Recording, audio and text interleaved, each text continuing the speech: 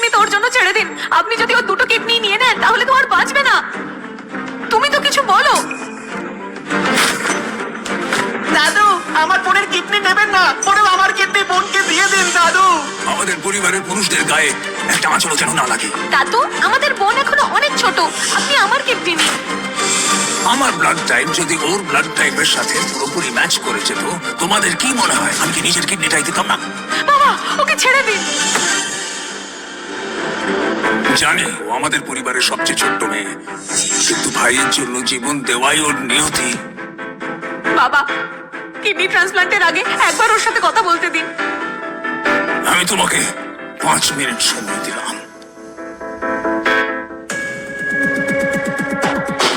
Ashley, মা, আমার ভাই কি এখন ঠিক আছে?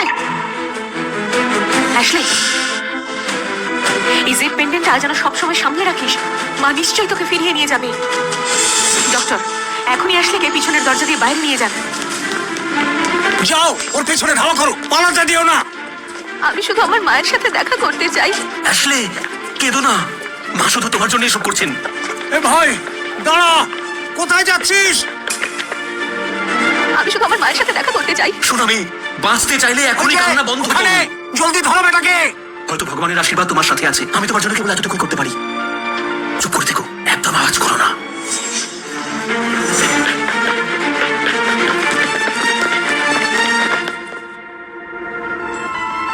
মা, মা, মা।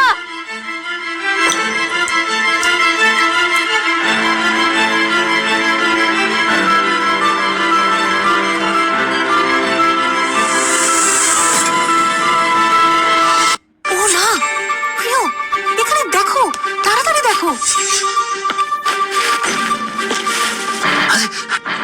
এটা এটা কি হয়ে গেছে এই বাচ্চাটাকে? পুরো বাচ্চাটাকে ময়লায় কি করে ফেলতে পারে? ও না, হ্যাঁ, এখনো বেঁচে আছে, বেঁচে আছে।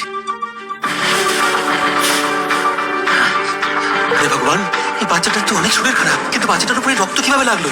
তাড়াতাড়ি তাড়াতাড়ি করো, তাড়াতাড়ি বাচ্চাটাকে হসপিটালে নিয়ে চলো। বাচ্চাটাকে তাড়াতাড়ি হসপিটাল নিয়ে যেতে হবে। ডক্টর, কেমন আছে ও এখন?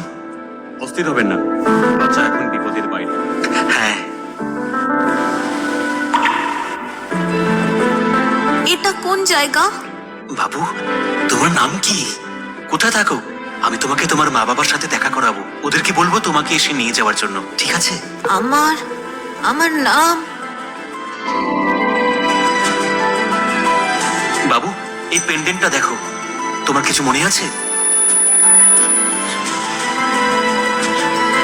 এই বাচ্চার সাথে কিছু হয়েছে, কিছু বেদনাদায়ক হতে পারে, এই জন্য ওর স্মৃতি চলে গেছে। আমাদের বাচ্চা হয়নি, এই বাচ্চা একটা বরদান আমাদের জন্য। আজ থেকে আমরা এর মা বাবা। চলে এসো।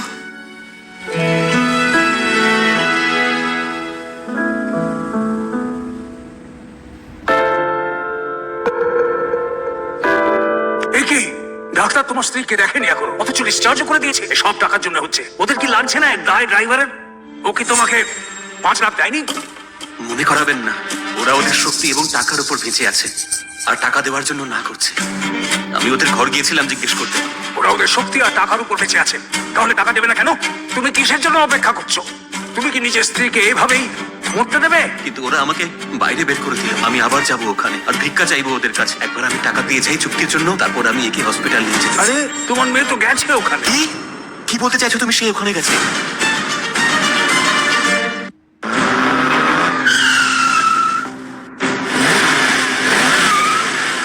আরে বন্ধু, এই মেয়ে সম্ভবত তোমার ভালোবাসায় পড়ে গেছে। আমাদের কোম্পানি অব্দি চলে কোনো এসেছে। ভালোবাসা টালোবাসা না, এই শুধু একটা গরিব মেয়ে যে টাকা চাইছে। রাস্তা থেকে সরবি না, হ্যাঁ? তাহলে ওখানেই মর। সরে যাও। বাবা, বাবা, বাবু, তুমি ঠিক আছো তো? হে ভগবান, তোমার রক্ত বেরোচ্ছে ক্র্যাশ হওয়ার জন্য। কিন্তু আমি, তোমার সাহস কি করে হয় রাস্তা আটকানোর? তুমি মরতে চাও তাই তো? আমি তোমার সাহায্য করব। বাবা, বাবা, আমি মারতে চাই না, ভাগবে যাও তুমি। এটা তুমিই ছিলে যে এত জোরে ধাক্কা মেরেছে আমার মাকে। আমি শুধু এখানে চিকিৎসার টাকা নিতে এসেছিলাম, তাতে কি ভুল আছে? তোমার সাহস কি করে হলো আমাদের ধাক্কা মারার পরে? আমি এটা কোনো অবস্থাতেই টাকা দেবো না। কি করবে তুমি আমার? তুমি রিচার্ড, তোমারই গাড়ি লিমিটেড এডিশনে এত না? তোমার জানা আছে কত টাকা লাগবে শুধু এটা ঠিক করাতে? এবং তুমি এখনো নির্লজ্জদের মতো টাকা চাইছো? এ তো তোমার থেকে টাকা পর্যন্ত চাইনি, ওরা সত্যি তোমার সাথে ভালো ব্যবহার করছে। রিচার্ড দেখো, এই কতটা ভয় পেয়ে আছে। সব ঠিক আছে, ভয় পেও না। তোমার মা আছে না এখানে? আরে এটা থেকে আমার মনে আসলো, আমার গাড়ির মেরামতির খরচ 30 লাখ, আর লাখের জন্য সমঝোতা হবে 5 লাখে।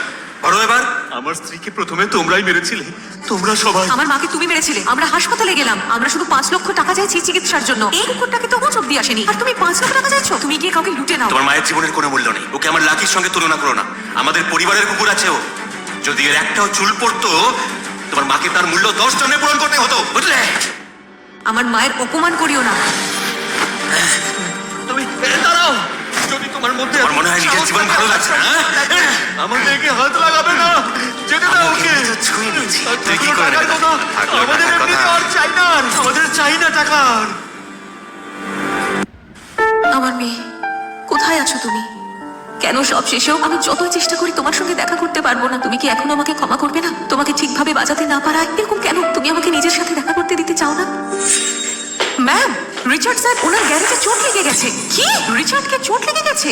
আমার মা এখনো হসপিটালে আছে, সে চিকিৎসার টাকার জন্য অপেক্ষা করছে, যা তার জীবন বাঁচাতে পারে। আমার গাড়ি এখনো ঠিক হয়নি, আমার কুকুরেরও ট্রিটমেন্ট হয়নি এখনো। আমার ওর মরা বা জীবিত থাকার সঙ্গে কি যায় আসবে? আরে বাপ রে, এটাই হচ্ছে মানুষের জীবন। তুমি মানুষ। তোমার পুরো পরিবার কোনো কাজের না, ওদের মূল্য আমার গাড়ির রংটুকু সমানও নেই। আমার মেয়েকে মেরো না, ওকে মেরো না, থামো, ওকে মারা বন্ধ করো, বন্ধ করো। আমার মায়ের নাম নেবে না, আমি তোমার মেয়েকে ছেড়ে দেবো, ব্যাস তুমি ঝুঁকে যাও। বাবা না। আমার লাকির কাছে ক্ষমা চাই। কি তুমি চাও না? আমি ক্ষমা চাইছি, ক্ষমা চাইছি। বাবা, এখন লাকিকে বলো আমার ভুল ছিল, আমাকে ক্ষমা করে দাও। না বাবা।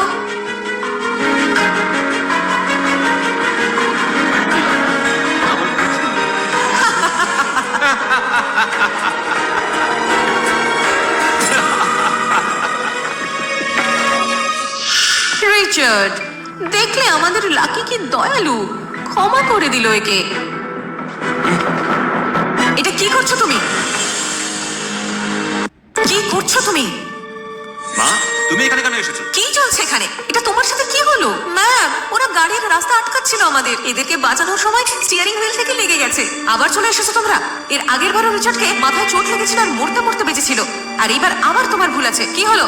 তুমি আমাদের ক্ষতি করতে চাইছো কি? তুমি আমাদের দুর্বল ভাবছো নাকি? আমি চাই তুমি এখন রিচার্ডের থেকে ক্ষমা চাও। ওই আমার মাকে ধাক্কা মেরেছে গাড়ি দিয়ে, আমি এখানে শুধু চিকিৎসার টাকা নিতে এসেছি, যা আমার প্রাপ্য। ওই আমাদের গাড়ি দিয়ে ধাক্কা মেরেছে, সে ভুল করেছে। আমরা ক্ষমা কেন চাইবো? কারণ সে আমার ছেলে, আমাদের পরিবারের বংশ আছে।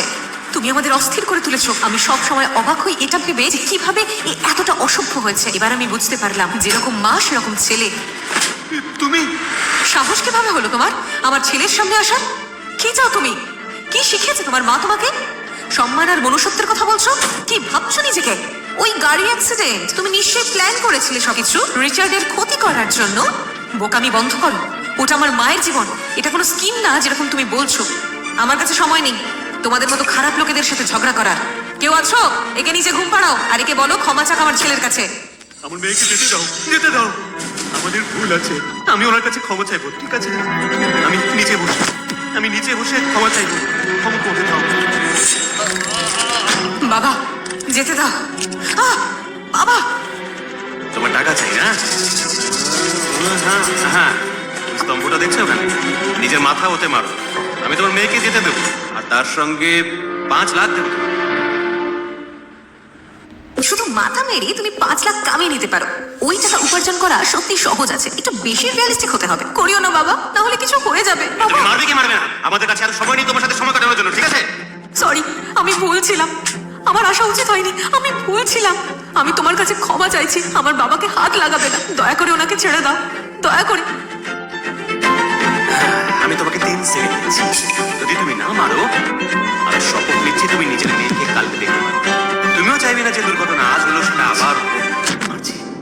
ম্যাডাম, রিচার্ড স্যার, আমি আশা করি তোমরা নিজের শক্তির দিকে থাকবে, আমার মেয়েকে ছেড়ে দেবে, আমাদের পরিবারকে ছেড়ে দাও। আরে আর তুমি মারবে কি মারবে না